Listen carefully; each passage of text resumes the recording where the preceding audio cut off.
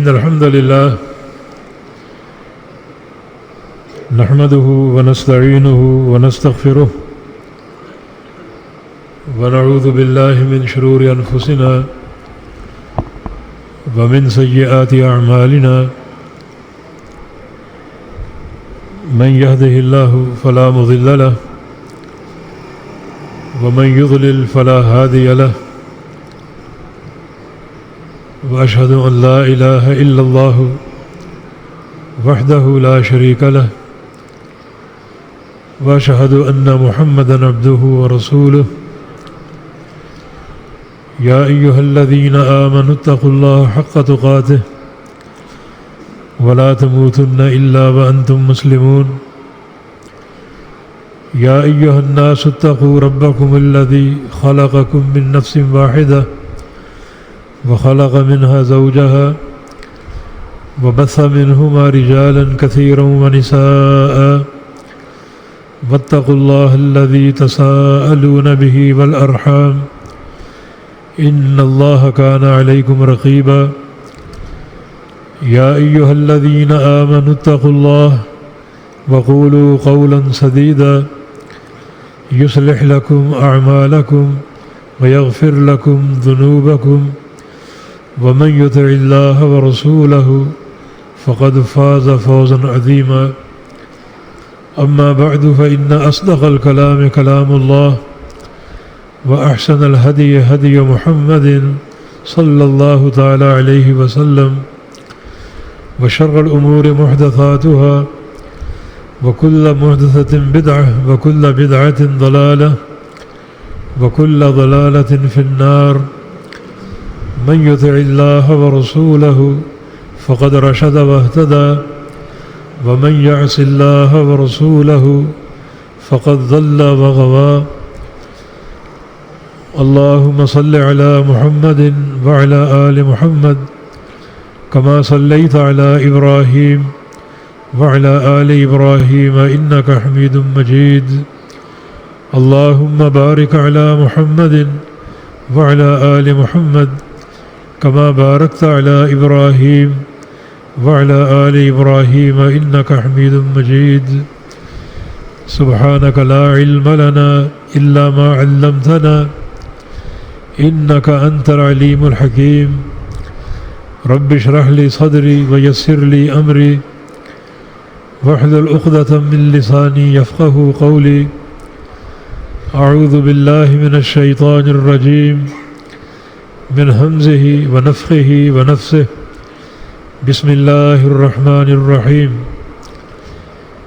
إن الذين قالوا ربنا الله ثم استقاموا تتنزل عليهم الملائكة ألا تخافوا ولا تحزنوا وأبشروا بالجنة التي كنتم توعدون نحن أولياؤكم في الحياة الدنيا وفي الآخرة ولكم فيها ما تشتهي أنفسكم ولكم فيها ما تدعون نزلا من غفور رحيم.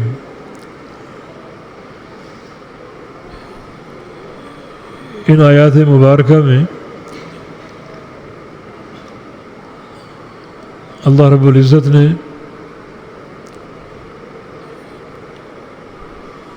استقامت کا ذکر کیا ہے.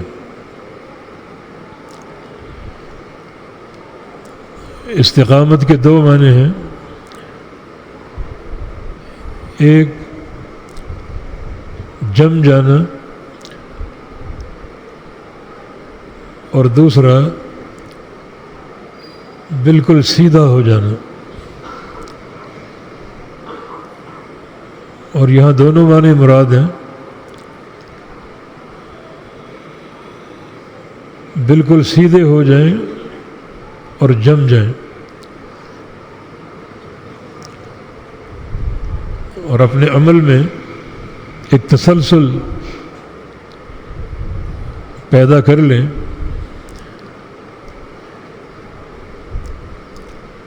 ایسا نہ ہو کہ عمل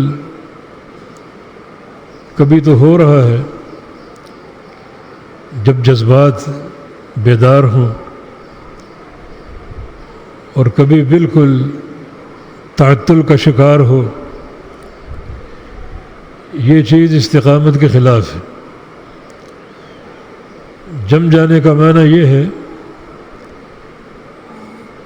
پھر وہ عمل ہمیشہ اختیار کیا جائے،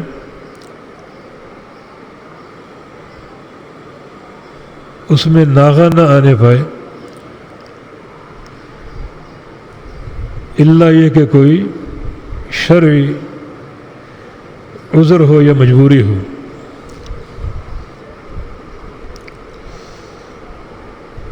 نبی علیہ السلام ایک دعا کیا کرتے تھے، اللہم انی اعوذ بک من الحور بعد الکور، یا اللہ میں تیری پناہ میں آتا ہوں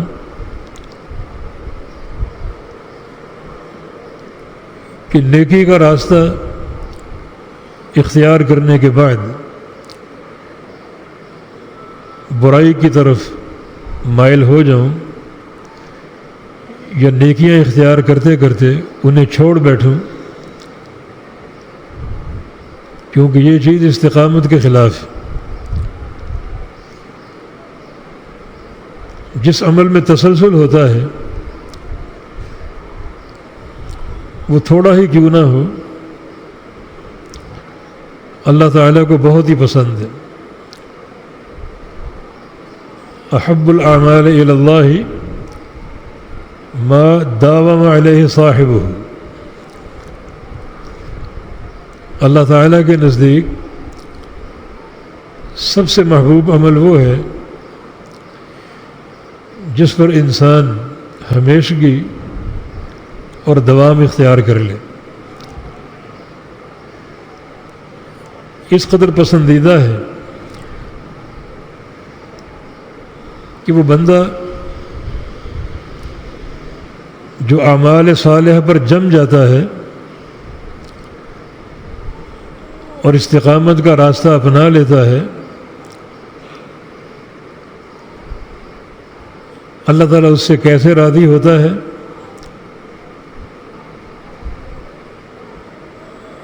اس کے ساتھ کس قسم کا سلوک ہے اللہ رب العزت کا،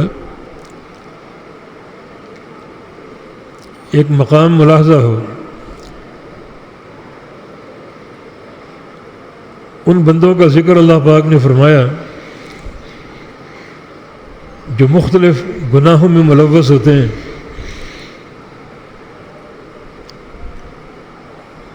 اور گناہ بھی جو پیچھے مذکور ہیں ان میں شرک ہے، زنا اور قتل نفس، یہ بڑے بھیانک گناہ ہیں۔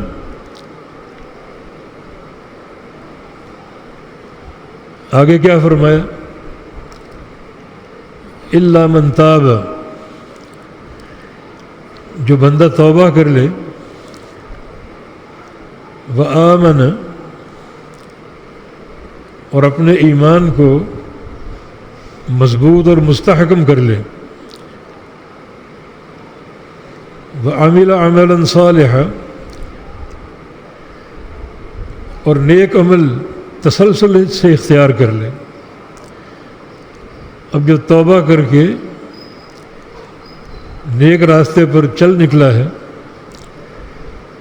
تو اس میں کوئی تعطل نہ آئے، وعمل عملا صالحا، لگاتار چلتا رہے اس نیک راستے پر،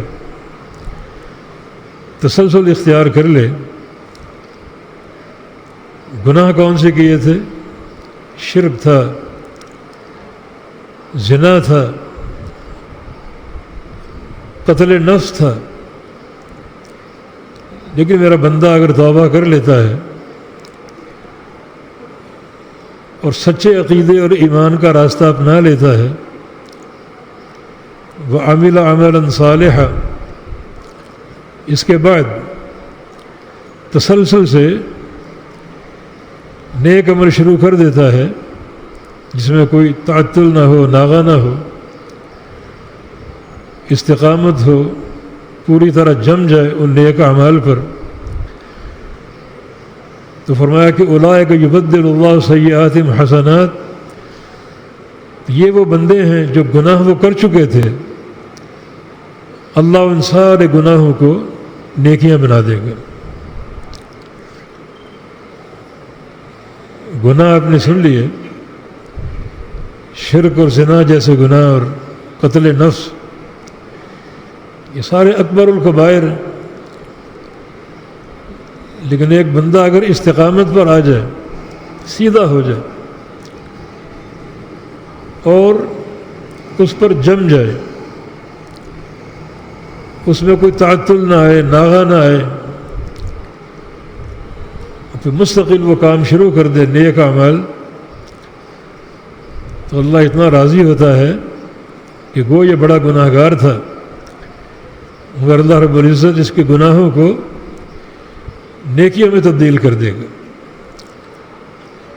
یہ فائدہ استقامت کا اور اعمال صالحہ کے تسلسل کا۔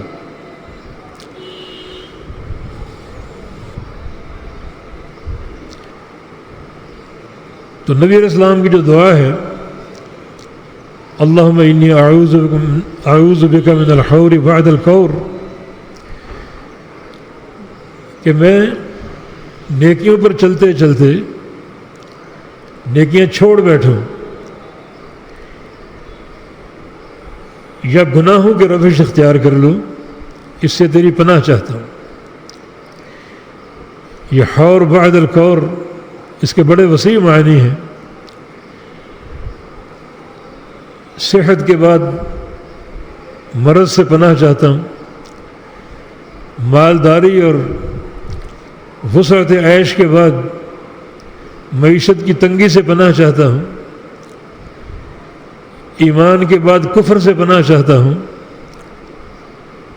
اعمال صالحہ کے بعد برائیوں سے پناہ چاہتا ہوں۔ بڑے اس کے وسیع معنی۔ اخلاق حسنہ کے بعد بدخلقی سے پناہ چاہتا ہوں۔ تو یہ دعا بڑی جامع دعا ہے، جس کو پڑھتے رہنا چاہیے تاکہ اللہ تعالیٰ کے ہاں ان تمام معنی کے ساتھ قابل قبول ہو جائے۔ اس تمہید کا مقصد یہ ہے کہ ہم رمضان کے مہینے میں استقامت پر آتے ہیں، اپنی اصلاح کرتے ہیں،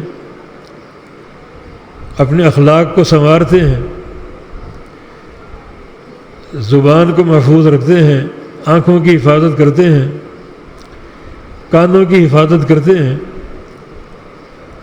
اور کچھ اعمال صالحہ بڑی رغبت سے ادا کرتے ہیں، جیسے قیام اللیل ہے، روزہ ہے، صدقات ہیں۔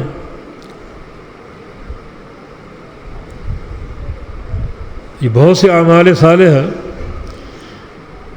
قرآن پاک کی تلاوت ہے، بڑے شوق اور ذوق سے یہ سارے اعمال انجام دیتے ہیں، اور اگر رمضان کے بعد ان اعمال کو چھوڑ دیں، ایک تو یہ تقویٰ کے منافی ہے، اور دوسرا جو نبی علیہ السلام کی دعا ہے، اللہم انی اعوذ بک من الحور بعد الکور، اس دعا کے تقاضے بھی یہاں نظر نہیں آتے۔ اگر ہم اس مہینہ کے گزرنے کے بعد ان اعمال کو چھوڑ بیٹھیں، بلکہ اعمال کو چھوڑنے کے ساتھ ساتھ گناہوں کی طرف مائل ہو جائیں، یہ چیز استقامت کے خلاف ہے، اور اللہ تعالیٰ کو استقامت ہی پسند ہے۔ تو اللہ رب العزت کو اپنے بندوں سے جو عمل پسند ہے وہ استقامت ہے،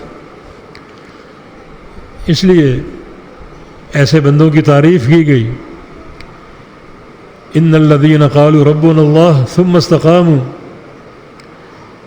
جن لوگوں نے کہا کہ اللہ ہمارا رب ہے، اور اس کے رب ہونے کے تقاضے پورے کیے۔ رب کا معنی پالنے والا، جب یہ عقیدہ بن جائے کہ اللہ پالنے والا ہے، تو پھر ایک انسان اگر حرام کماتا ہے تو اس کا معنی اللہ تعالیٰ کو رب ماننے کے عقیدے میں جھول ہے۔ جب وہ پالنے والا ہے تو حرام معیشت کا کیا معنی؟ اور یہ چیز بندے کی اصلاح کی بنیاد ہے۔ ثم استقاموا، اور پھر وہ استقامت اختیار کر لیں، سیدھے ہو جائیں، اللہ تعالیٰ کو مان کر سیدھے ہو جائیں۔ سیدھے کیسے ہوں؟ جب اللہ تعالیٰ کو مان لیا تو جس اللہ کو مانا ہے اس اللہ نے نماز فرض کی ہے، زکوٰۃ فرض کی ہے، روزے فرض کیے ہیں۔ اگر یہ کام انجام دیتے ہو تو آپ نے اللہ کو رب مانا ہے، اور اگر یہ کام انجام نہیں دیتے تو اللہ تعالیٰ کو رب آپ نے نہیں مانا۔ تو اس بنیاد پر سیدھے ہو جائیں اور استقامت اختیار کر لیں، اس راہ پر تسلسل سے چلیں، لگاتار چلتے رہیں۔ تو ایسے بندوں کے لیے کیا اعزازات ہیں، کیا انعامات ہیں۔ تتنزل علیہم الملائکہ، اللہ کے فرشتے ان پر اتریں گے ان کی موت کے وقت، جو کہ سب سے ایک مشکل گھڑی ہوتی۔ لا تتمنوا الموت فإن حوض المطلع شدید، موت کی تمنا مت کیا کرو، کیونکہ اگلے جہان میں جھانکنا بڑا خطرناک یہ منظر ہے۔ اس وقت اگر اللہ اپنے فرشتے بھیج دے بشارتوں کے ساتھ، خوشخبریوں کے ساتھ، تو یہ ایک جو گمبھیر وقت ہے بڑا آسان ہو جائے گا۔ لیکن یہ کن کے لیے؟ جو اللہ کو رب ماننے اور رب ماننے کے سارے تقاضے پورے کریں، تو ان پر فرشتے اتریں گے۔ اللہ تخافوا ولا تحزنوا، تم مت ڈرو اور نہ غم کرو۔ ڈرنے کا تعلق مستقبل سے ہے اور غم کا تعلق ماضی سے ہے۔ کوئی ماضی میں افسوسناک حادثہ ہوا ہو اس کا غم ہوتا ہے، اور مستقبل میں کسی چیز کا اندیشہ ہو تو اس کا خوف ہوتا ہے۔ تو ایسے بندوں کا ماضی بھی محفوظ ہے، مستقبل بھی، نہ تم پر کوئی خوف ہے اور نہ کوئی غم، نہ کوئی حزن، نہ کوئی ملال۔ وَأَبْشِرُوا بِالْجَنَّةِ الَّتِي كُنْتُمْ تُوعَدُونَ، اور جس جنت کا تم سے وعدہ کیا جاتا تھا اسے پا کر خوش ہو جاؤ۔ تمہاری مہمان نوازی جنت میں ہوگی۔ حدیث میں آتا ہے کہ بعض بندے جب قبر میں دفن ہوتے ہیں اور فرشتوں کے سوالوں کا صحیح جواب دے دیتے ہیں تو نادى مناد من السماء ان قد صدق عبدی فافرشوا له من الجنہ، آسمان سے ندا آتی ہے، اللہ تعالیٰ پکارتا ہے کہ میرا یہ بندہ سچا ہے، عقیدے کا، عمل کا، منہج کا صحیح جواب دیے اس نے، تو اسے جنت کا بستر مہیا کر دو۔ وَأَلْبِسُوهُ مِنَ الْجَنَّةِ، اور اس کو جنت کا لباس پہنا دو۔ وَافْتَحُوا لَهُ بَابًا مِنَ الْجَنَّةِ، اور جنت کے دروازے روشن دان اس کی قبر میں کھول دو۔ یہ مہمان نوازیاں اس کو حاصل ہوگی۔ وَأَبْشِرُوا بِالْجَنَّةِ الَّتِي كُنْتُمْ تُوعَدُونَ نَحْنُ أَوْلِيَاؤُكُمْ فِي الْحَيَاةِ الدُّنْيَا وَفِي الْآخِرَةِ، ہم تمہارے دوست ہیں دنیا کی زندگی میں بھی اور قیامت کے دن بھی، جو کہ بہت بڑی نعمت ہے۔ دوستی کا معنی اللہ کی رضا، اللہ کی محبتیں دنیا میں بھی حاصل ہیں، اور قیامت کے دن بھی یہ دوستی اور رضا برقرار رہے گی، بہت بڑی بشارت ہے یہ۔ نحن اولیاءکم فی الحیات الدنیا وفی الآخرہ وَلَكُمْ فِيهَا مَا تَشْتَهِي أَنفُسُكُمْ، اور اس جنت میں تمہیں ہر وہ چیز ملے گی جس کی تم میں خواہش ہوگی، جس کی تم میں خواہش ہوگی، جو تمنا کرو گے، خواہش کرو گے، فوراً پوری ہو جائے گی۔ جو تمہارے دل میں خیال آئے گا فوراً اللہ تعالیٰ اس کو پورا کر دے گا۔ وہ صحیح بخاری کی حدیث ہے، ایک صحابی نے روایت کی، نبی علیہ السلام کا ارشاد گرامی کہ جنت میں ایک شخص داخل ہوگا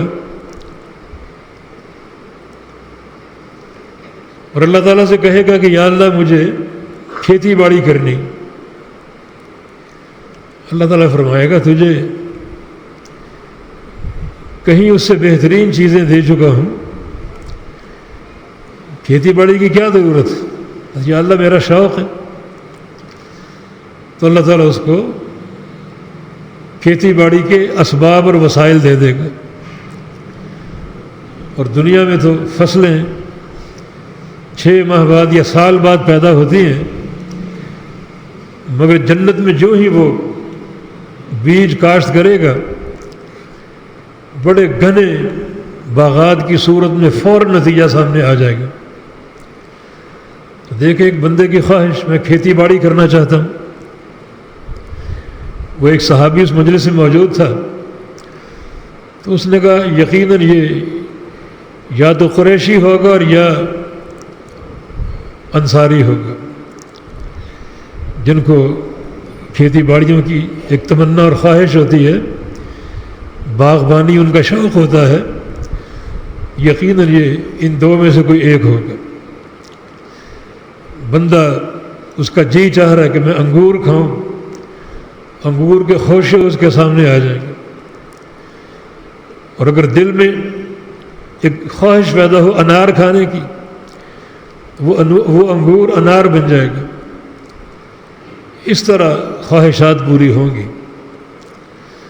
وَلَكُمْ فِيهَا مَا تَشْتَهِي أَنفُسُكُمْ وَلَكُمْ فِيهَا مَا تَدَّعُونَ، اور جو کچھ تم طلب کرو گے وہ تمہیں حاصل ہوگا، جو طلب کرو گے وہ تمہیں مہیا ہوگا، اور کوئی روک ٹوک نہیں ہوگی، کوئی پابندی نہیں ہوگی۔ عطاء غیر مجذوذ، ایسی عطا اللہ تعالیٰ کی طرف سے حاصل ہوگی جس میں کوئی ناغہ نہیں ہوگا، کیونکہ یہ وہ بندے ہیں جن کے عمل میں ناغہ نہیں تھا، جن کے عمل میں تسلسل تھا، لگاتار نیکیاں کرتے تھے۔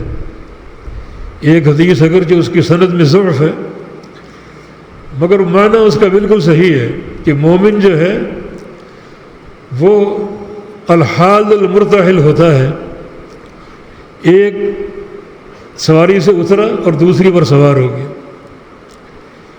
ایک عمل ختم ہوا دوسرا شروع ہو گیا۔ یہ ایک مومن کی جو حیات طیبہ ہے اس کے تقاضوں میں سے ایک تقاضا کہ اس کے عمل کی گاڑی رکتی نہیں ہے، بلکہ وہ مسلسل اس گاڑی پر سوار رہتا ہے اور اس کا عمل جاری رہتا ہے، رکتا نہیں ہے، تھمتا نہیں ہے۔ یہ ایک مومن کا معاملہ ہے۔ اور ویسے بھی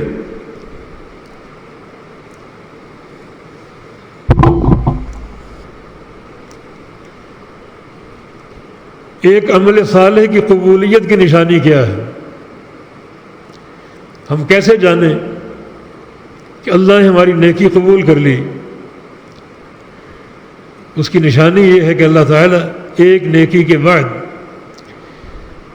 دوسری نیکی کی توفیق دے دے۔ کچھ بندے نیکی کرتے ہیں اور ساتھ ساتھ گناہ بھی کرتے ہیں، مانا ان نیکیوں کا فائدہ نہیں ہو رہا،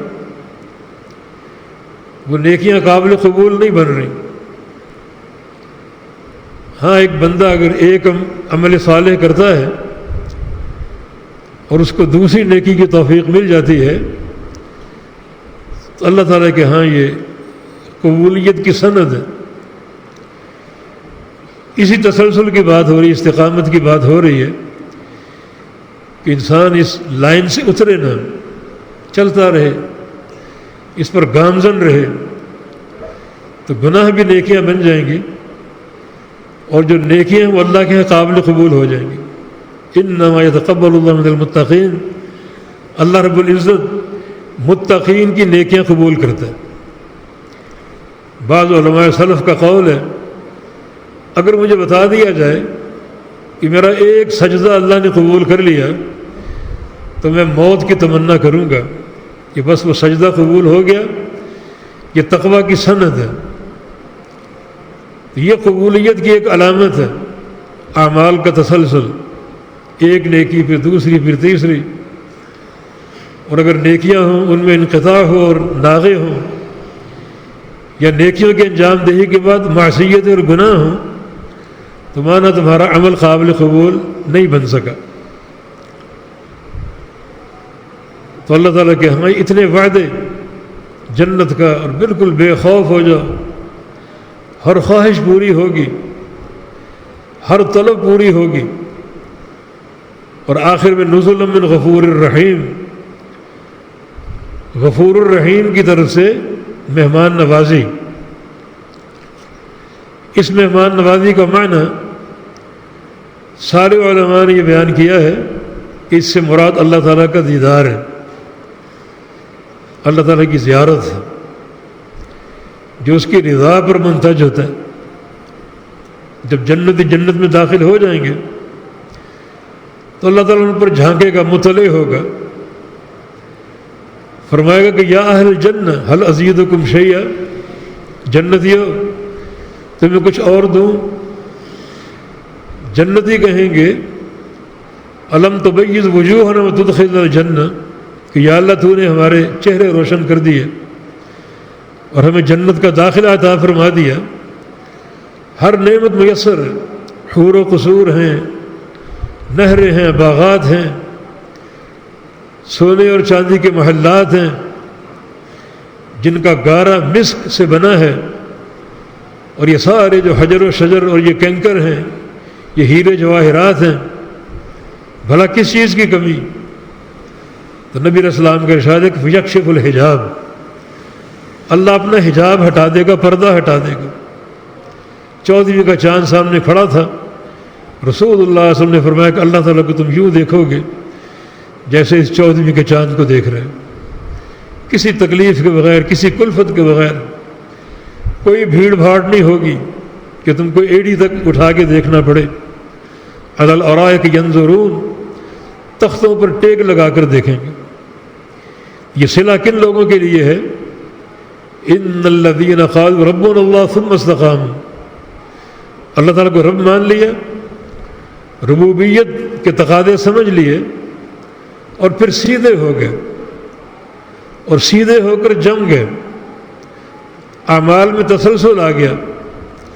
تو یہ ان لوگوں کا صلہ ہے جن کو اللہ تعالیٰ یہ اجر عظیم اور ثواب کثیر عطا فرمائے گا. رمضان بھی گزرا ہے، جو عمل ہم نے انجام دیے وہ عمل رمضان کے بعد بھی ادا ہو سکتے ہیں. گزشتہ خطبے میں ہم نے جنت کے دروازوں کا ذکر کیا تھا. کسی کا نام باب الصلاح ہے، نماز کا دروازہ، اور کسی کا نام باب الصدقہ، صدقہ کا دروازہ، اور کسی کا نام باب الریان، روزے داروں کا دروازہ. یہ کن لوگوں کو حاصل، کون لوگ اس سے داخل ہوں گے؟ مثلا باب الریان ہے، روزے داروں کا دروازہ، تو اس سے وہ لوگ داخل نہیں ہوں گے جو صرف رمضان کے فرضی روزوں پر اکتفا کر لیتے ہیں، بلکہ ان کی اس قدر روزوں سے محبت ہے کہ رمضان کے بعد بھی روزے رکھتے ہیں، نفلی روزے، اس قدر ان کو محبت، اور وہ بڑے اجر و ثواب کا باعث ہوتے ہیں.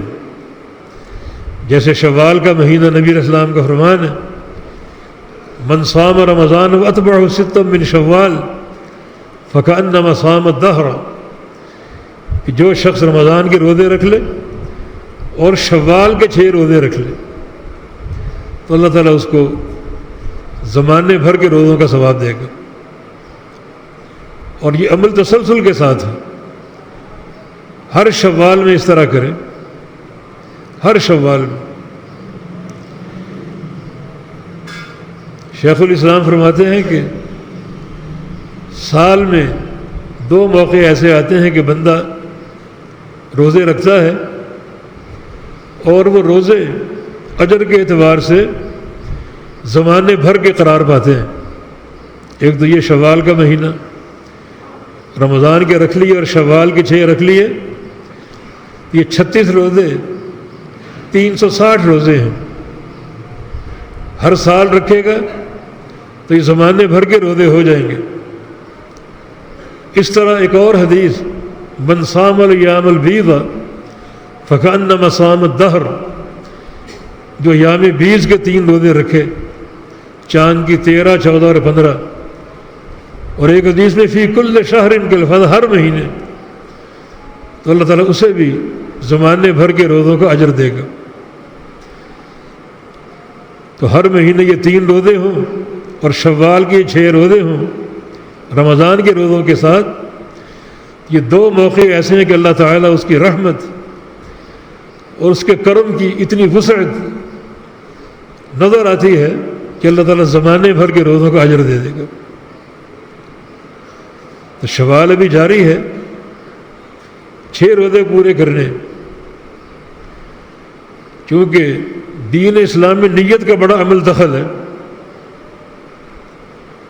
ایک مشورہ دوں گا کہ یہ روزے رکھیں اور ایسے دن رکھیں کہ اور بھی اجر و ثواب اس میں شامل ہو جائے. مثلا یہ پیر آنے والی ہے تو پیر کو آپ شوال کا روزہ رکھیں اور ساتھ یہ نیت کریں کہ آج پیر کا دن ہے، اور پیر کا روزہ بڑا افضل ہے، پیر کا اور جمعرات کا. پھر جمعرات کو رکھ لیں شوال کا روزہ، جمعرات کی نیت بھی کریں. نبی علیہ السلام ان 2 دنوں میں روزہ رکھا کرتے تھے. صحابہ نے پوچھا تو آپ نے فرمایا کہ ہذان یومان یرفع فیہما العمل الی اللہ، ان 2 دنوں میں عمل اور نیکیاں اللہ کے روبرو پیش ہوتی ہیں. تو میری یہ چاہت ہے کہ جب میری نیکیاں پیش ہوں تو ان میں روزہ بھی شامل ہے، تو ایک ہی روزے میں 2 اجر حاصل ہو جائیں گے. اور پھر ایام بیض بھی آنے والے شوال کی 13، 14 اور 15. اگر ان 3 دنوں میں روزہ رکھ لیں شوال کا تو شوال کے روزوں کے ساتھ ساتھ ایام بیض کا اجر بھی مل جائے گا. کیونکہ دین میں نیت کی بڑی اہمیت ہے. تو یہ وہ چیزیں ہیں جو بندے کے عمل کی استقامت کا سبب بن جاتے ہیں. جب ایک انسان اس میں لگن ہو، شوق اور ذوق ہو، جستجو ہو، اجر حاصل کرنے کی لالچ ہو،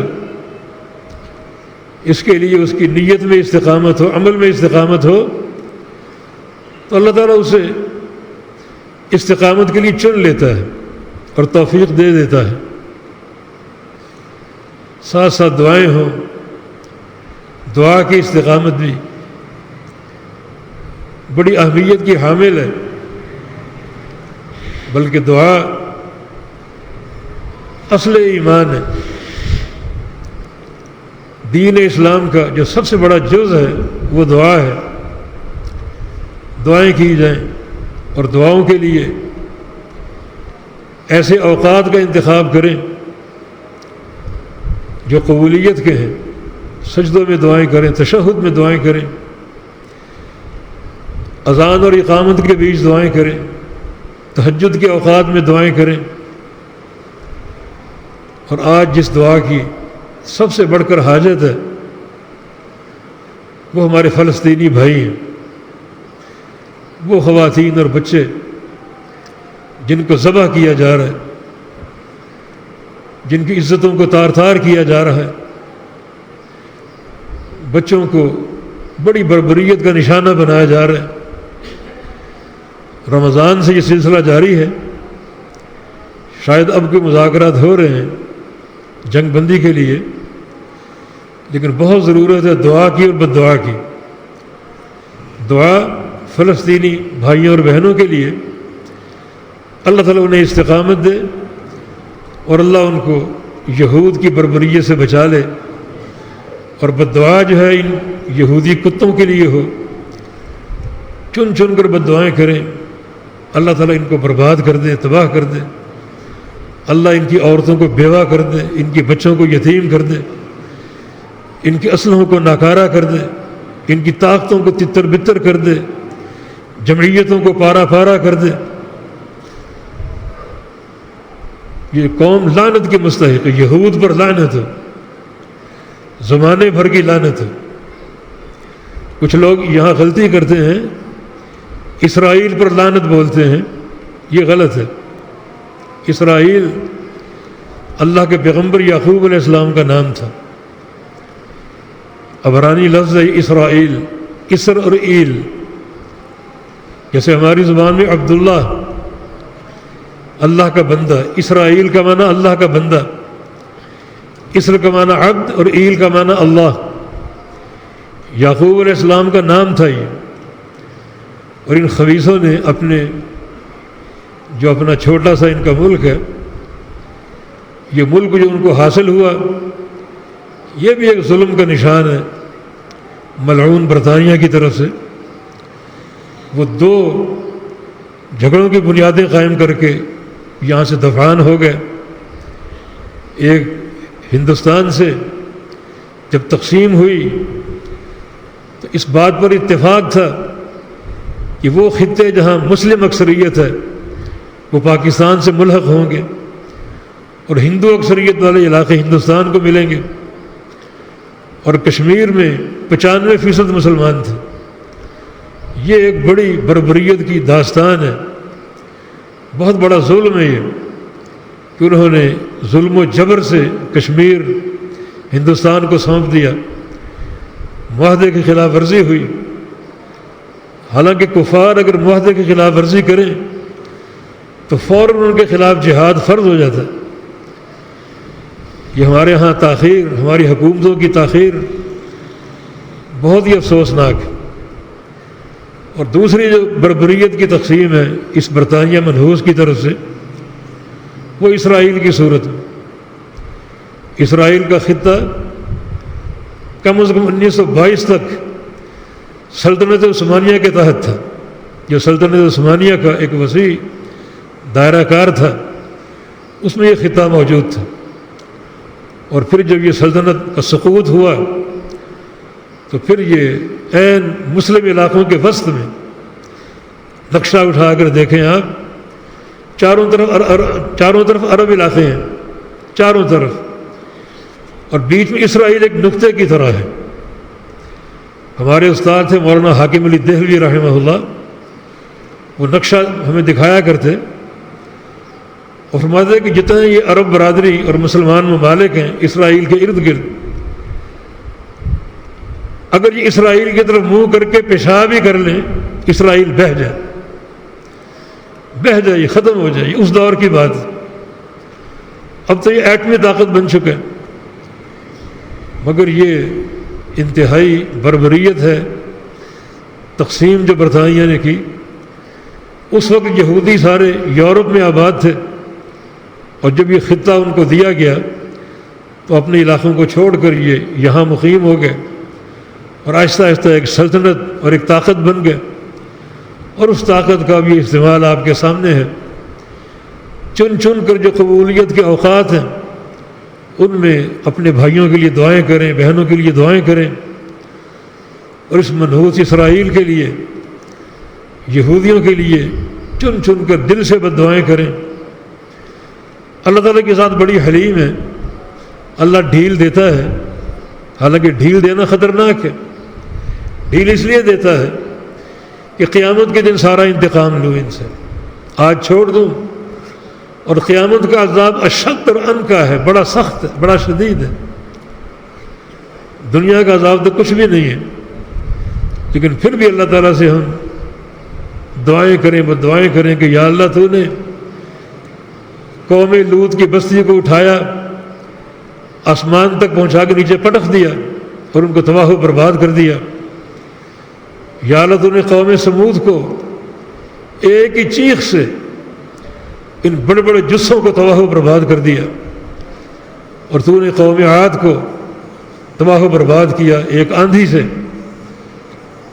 قوم شعیب کو تباہ و برباد کیا ایک آندھی سے۔ تو ہر شے پر قادر ہے، تیری قدرت پر ہمیں ایمان ہے۔ اس یہودیوں کی بربریت بڑھتی جا رہی ہے، ظلم اور سفاکیت کی انتہا ہوتی جا رہی ہے، یا اللہ ان کو تباہ و برباد کر دے۔